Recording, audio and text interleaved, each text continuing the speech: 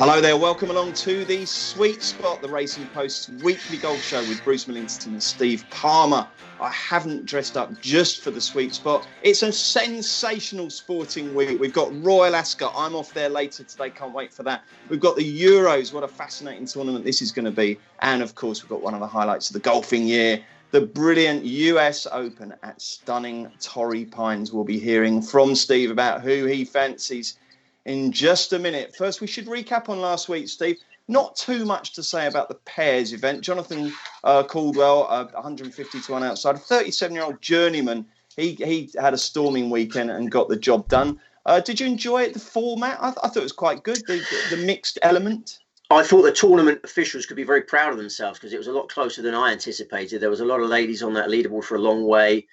In the end, only one finished in the top 9, I believe. But it was a nice level tournament. I saw a lot more of that tournament than I wanted to, actually, because my son insisted on having that on. I put it on at half time in the England game, and he wouldn't let me go back to the England game. I miss Raheem Sterling's goal. Are you kidding me? No, he was going absolutely mental when I put the football back on. He's just obsessed with the golf. So yeah, I saw most of Caldwell's 64. Really topsy-turvy finish. Bogey, birdie, great shot to the last. Very similar to the British Masters in the respect you had an established champion 3 putting to gift the maiden the victory. You had with Richard Bland took advantage of Guido Migliozzi 3 putting.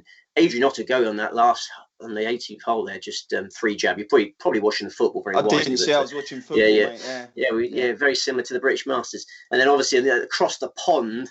Garrick Higo got it done, didn't he? But Garrick what a funny Higo ending that was, wasn't it? I mean, what do you make of it? Yeah, it was an unbelievable drama. No, Chesson Hadley had to feel for him 3 bogeys to finish the round there. And they'd sneaked his wife in, hadn't they? And she was sort of skulking along the fairways out of sight, hoping for the emotional legging it onto the green. And I can only think what the atmosphere would have been like when she showed up. Yeah, you had to feel for Chesson Hadley, and Harris English had a late implosion as well. And Tyrrell Hatton almost won. Tyrrell Hatton gained 14.555 strokes from tee to green last week. He had back-to-back chip-ins, didn't he, Steve? I noticed back-to-back eagles. Yeah, back-to-back eagles in round 3.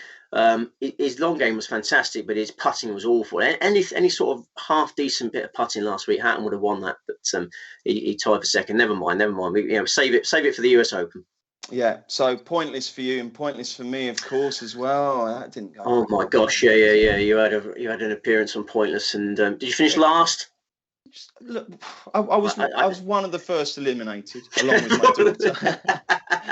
We got a terrible question. Did you see it? It's films beginning with like, and they left the word out, and the word began with J. I mean, goodness. I don't know the format, really, so I was struggling to work out exactly what was happening, but I knew you were struggling. I could see you basically have to get a correct answer. They ask 100 people to sort of provide the answers, and you have to guess a correct answer, but it has to be one of the least popular ones, if you like, you know. Oh, I see, so you have to go for the most obscure correct answer. That's the name. My wife said your daughter had a very nice outfit on, if that's any consolation. She was impressed with Daisy's outfit, but I don't think either of us were impressed with your performance. No, it was pathetic. Never mind. Okay, but anyway, back to the golf. And yeah, I mean, Garrick Higo, he's been on our radar, hasn't he? So has he ever? He wouldn't have been far off getting tipped, would he? But the point is, he's 21. He's gone and conquered America now in a bona fide tournament. He's the real deal, isn't he? Yeah. Really good temperament and the ice cool customer. His short game has come on leaps and bounds lately. I think Garrick Higo's going places. Yeah, it's a shame really for the European Tour, our beloved European Tour. He won't be playing there much more. But Garrick Higo has destroyed me. Okay, well, something I hear there's my pointless trauma. You've got massive issues, haven't you, with your keyboard? I mean, this is a week where you smash out upwards of 30,000 words. Tell us all about what's happened there. Well, my computer's just imploded under the strain of it all. Fortunately, the player guide is complete, and that will be appearing in Wednesday's Racing Post and online very soon. But the E button has just snapped off my keypad. I just went to press it and it just crumbled around me. And then I got the super glue out to try and fix it. I thought, I've got to do this immediately. I got the super glue in there. That's made things worse, just jammed it in there. So to make the E button work now, I have to really press on it hard. So it's slowed me down. And to rub salt into the wounds, the fellow that's solving this crisis is called Sandeep. So every time I'm emailing Sandeep, it's 2 E's. And it's taken ages to do that. So Yeah. I'm struggling with speed at the moment, but That's probably the worst letter for that to happen, isn't it? well, yeah, I did wonder. Well, that must be you. Yeah, it's in the. The is a popular I word, think isn't it? E is known as the most typed letter, so It's that's got to probably be, why isn't it it? went, isn't it? It's probably why it crumbled. New laptop coming soon, but yeah, I'm not at full speed. But don't you worry about that. I can talk. I can talk. Okay, There's well no that's problem good. with. Excellent. I'm glad to hear that. Okay, then right then, Steve. Let's look ahead to the US Open. Starts on Thursday. It's on the West Coast, so it's going to be a slightly later finish, isn't it? Which is a bit of a blow, but never mind. That's all right. It's going to be a fantastic tournament, and unlike a lot of US Opens where they'll pull these kind of venues out of the hat, Shinnecock Hills and various others that you've never really seen before, we know Torrey Pines very well, don't we? Will Torrey Pines be the same kind of test for a June US Open as it is for, is it February it stages the normal tournament? Late January, yeah. No, it won't be the same. It'll be firmer, it'll be faster. It'll be the greens will be even more tricky than they normally are. The greens, the Poana greens, very bumpy, normally cause a lot of problems for the players. This time they're particularly unwelcoming. So you got 7,652 yards, par 71. It plays as a par 72 for the Farmers, par 71 for this. Hosting the US Open for the second time. You must remember, I know I always test your memory. No, I do remember this one. Yeah, I mean, arguably the greatest major in the history of golf, Tiger Woods and Rocco Mediate jousting for the title there. Tiger with a broken leg. I mean, it literally 13 years ago. Can you believe that? It's frightening, and it doesn't get any better than that, though. I think that's the greatest major ever.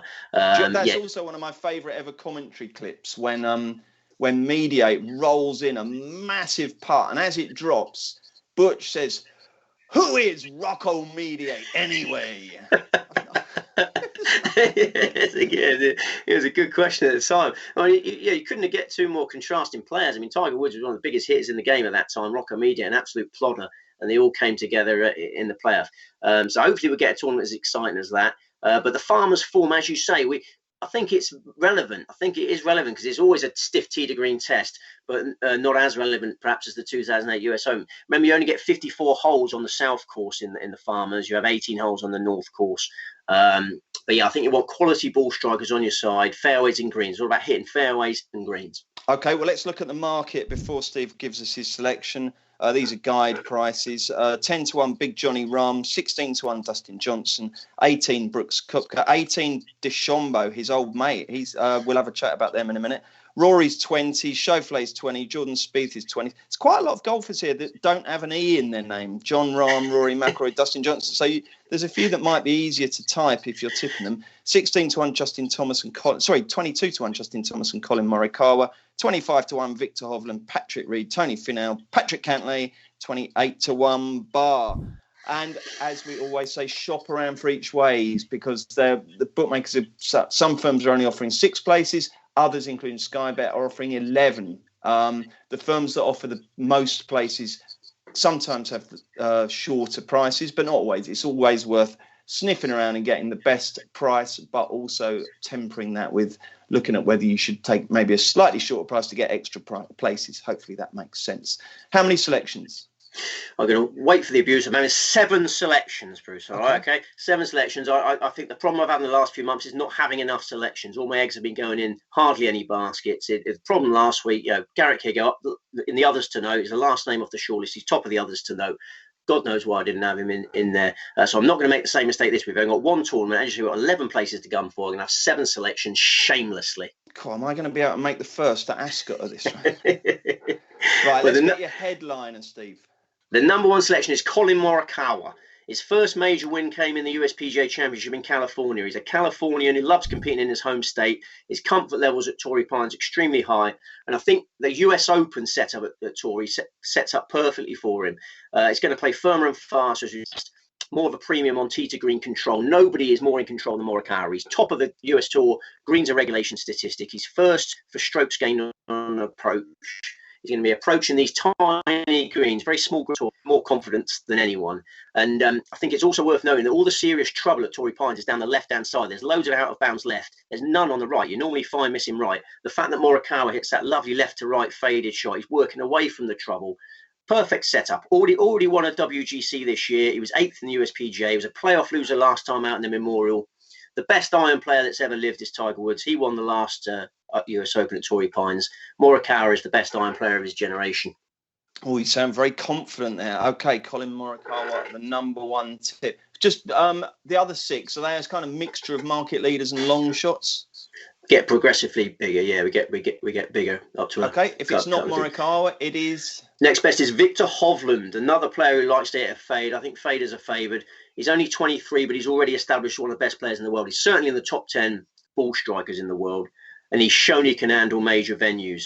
His US amateur win in 2018 came at a US Open venue, Pebble Beach. Then he was 12th in the 2019 US Open at Pebble Beach. Similarities between Pebble Beach and Torrey Pines. He was 13th in the US Open last year. He tied second on his Farmers Insurance Open debut at Torrey Pines in January. Patrick Reed ran away with that tournament, 5-shot victory. You must remember that one. Bit of skullduggery as well on his way. But Patrick Reed actually took 1 shot more than Colin Morikawa at Torrey Pines South. Reed shot 64 at the North, but Hovland excelled at the South. Second round 65 at the South. He was 5th at Riviera and his other California start this year. I think he goes close to a major breakthrough this year. Okay, we've got Morikawa, we've got Hovland, and we've got lots of beeps in my ear. You know those chat room things you get on the email. Does your computer alert you when someone sends you a message? I very much try and make sure my devices don't resemble pinball machines. It just drives me mad. Oh my gosh! I've just got beep. Yeah, sorry, I will battle through it. Have you ever heard of? I think I heard a recording of it. Might have been Jeff Stelling or someone, and what he has going into his ear when he's doing Soccer Saturday, and it's just constant babble from various people. So I'm sure he'd love to just have your beeps. Come on, rise above it. Come on, Jeff. Yeah, the number 3 selection, Will Zalatoris. Podcast favourite, supreme ball striker, loves major venues. He's finished 6th, 2nd and 8th in the last 3 majors. A US Open setup at Torrey Pines, absolutely perfect for him. He's a Californian. He grew up on Poana greens. He says he loves putting on Poana greens. And not everyone's cup of tea, but they are for him. He finished 7th in the Farmers Insurance Open at the start of the year. Lag putting probably his only weakness now. Very small greens at Torrey Pines. Take the pressure off that. He's made for US Open combat. I see a first major title for Zalatoris on Sunday. Okay, have a little swig of your Diet Coke while I recap, because it sounds like you need to wet your whistle. So we've got Morikawa, we've got Hovland, and we've got Will Zalatoris. Steve, very much putting his faith in the young guns so far. Is your whistle wet? My whistle's wet, yeah. Okay, Number 4 selection, Shane Lowry. Seems so happy at the moment. Shane Lowry is so happy at the moment, really cheerful in interviews, really positive about his game. He knows he gave his Ryder Cup chances. He's desperate for a Ryder Cup debut. And that final round in the USPGA with Podrick Harrington, where they both played exceptionally, both shot 69, both finished 4th, has done his Ryder Cup chances the world of good. He's been buzzing since then. He followed up with 6th place in the Memorial. He was 8th in the Players' Championship, swinging really well. All my selections so far oozing tee to green control. Lowry fits in that category, but you've also got a little bonus with Lowry because he's got those magic hands around the greens. There's going to be lots of greens missed this week. His scrambling skills around these small greens are a huge bonus. He was 2nd in the US Open in 2016 behind Dustin Johnson, and he he's still got the claret jug around. He could have the claret jug and the US Open trophy in his possession. Yeah, he does. Yeah, in his possession. He could have 2 major trophies in his possession on Sunday night. Number 5. He's had 2 years of that on his mantelpiece. That's right. Yeah. Bonus, isn't it? He has. But as his title defence has approached, he started playing better. I think Shane Lowry is a good place at the moment. Number 5 selection is Jason Kokrak. Jason Kokrak has added 2 ingredients to his game over the last year: a great putting stroke and great courage. He's won 2 PGA Tour titles, and he's gone up against top class opposition in there. He's beaten Xander Schauffele in the CJ Cup, and he's beaten Jordan Spieth at Colonial last time out. I mean, if you beat Spieth in Texas, you remember that tournament not that long ago. Yeah. Jordan Spieth, playing in his home state. Spieth had a really poor final round, didn't he? To be fair, he did hand it to him, didn't he? He did play poorly, but Jason Kokrak, bravely won that tournament. with all the crowd pulling for Spieth. He's putting superbly now. Jason Kokrak, he's become a good putter. He's come of age at the age of in his mid-30s. Very unusual. He's got a solid Torrey Pines record. I think Jason Cockrack can go close. And they've got two more at three-figure prices. We should just remind people as we're going along what rough prices you can get about these guys, shouldn't we? So 40 to 1, I think, for Larry, and I've seen 60 to 1 for Cockrack. I don't know if there's better out there. But, OK, so we've got a couple of long shots to finish the portfolio, have we? We have. We got two American veterans, as you say, sided with the younger guys early in the staking plan. But I've got two veterans who I think would be inspired by Phil Mickelson. Charlie Hoffman. Phil Mickelson is obviously the main story this week. We haven't mentioned him this week so far. Looking to complete the career Grand Slam in his home city of San Diego. But there's another San Diego man who could go extremely well. Hoffman grew up down the road from Torrey Pines. He qualified for the Farmers when it was the Buick Invitational 3 times as an amateur. He's played well there as a pro. He's won 4 PGA Tour titles. He's been threatening a 5th this year, 7th at Pebble Beach, 10th at Bay Hill, runner-up in the Texas Open, 3rd at Colonial. His approach shots have been exceptional this year. I think that's going to be crucial to his chances. And as I say, I think he'll be inspired by Mickelson. They're regular practice partners. They have cash games to sharpen up for tour events. So he's seen his mate can do it. He can do it as well. He's only 44, Charlie Hoffman. And then the final, only? Well, in comparison to 50-year-old Mickelson, winning the USPGA, and the final one is Stuart Sink, who is 48 years of age. He's seen Mickelson can do it at 50. I think Stuart Sink is capable of doing it at 48. He's been playing some of the best golf of his life over the last year.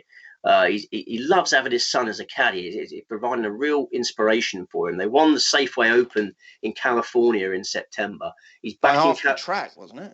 He won the Safeway Open fairly comfortably. They're back in California this week. He was 3rd in the 2008 Buick Invitational at Torrey Pines. He was 14th. Not many players played in that 2008 US Open. Stuart Sink was one of them, and he finished 14th.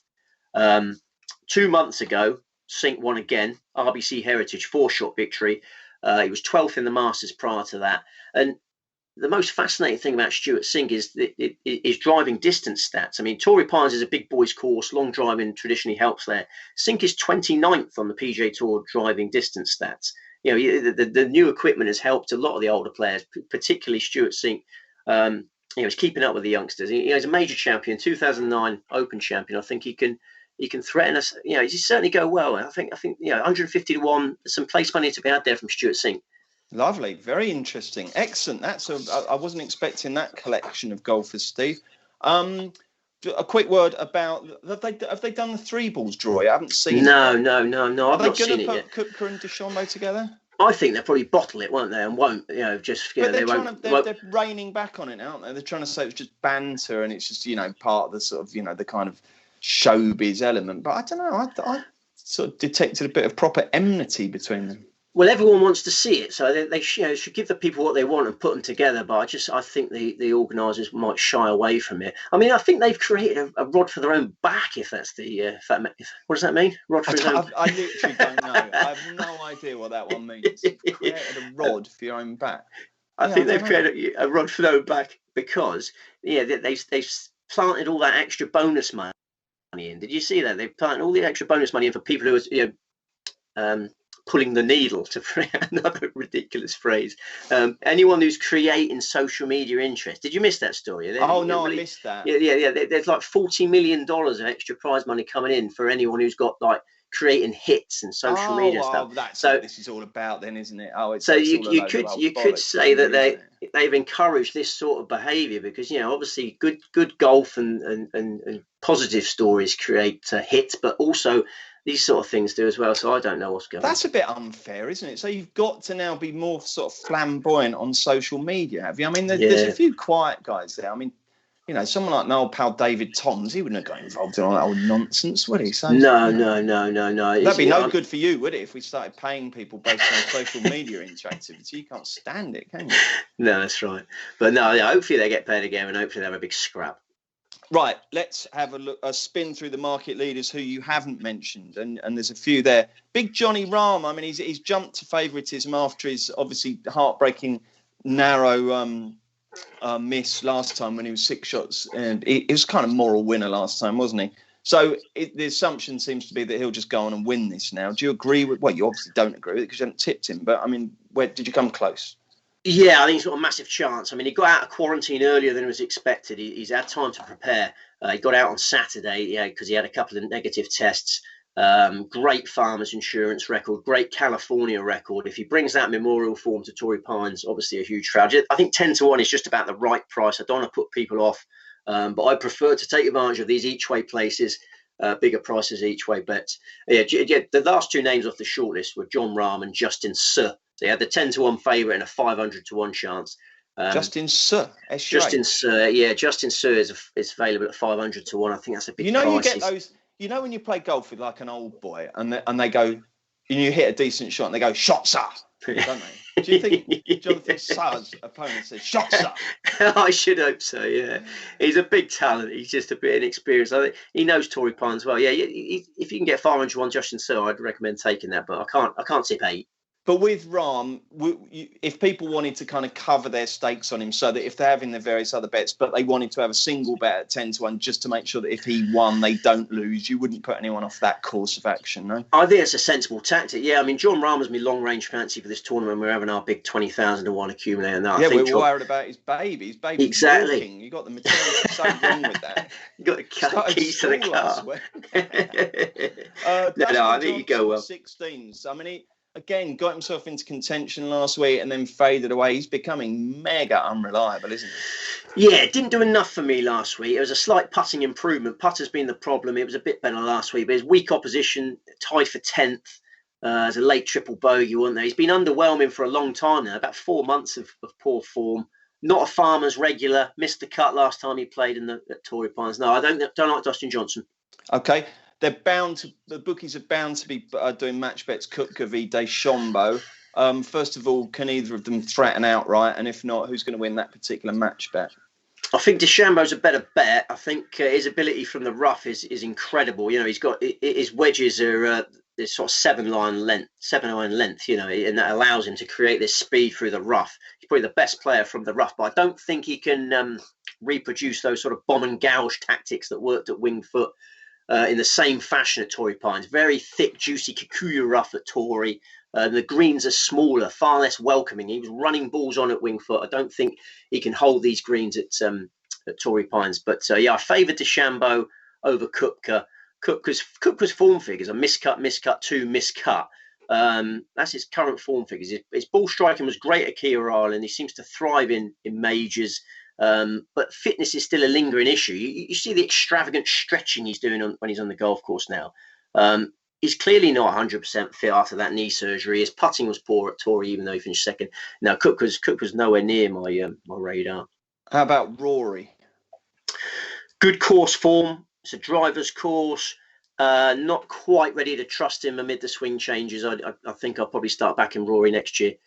Okay, fair enough. Excellent. Any other thoughts in terms of tops, top European or whatever? Because I think you tipped Lowry, didn't you? So he'd be a top European fence, I suppose, wouldn't it? Well, Hovland's European, of course, isn't he? Yeah. And Rahm obviously makes that a difficult market. I think Justin Rowe's top Englishman's a good one.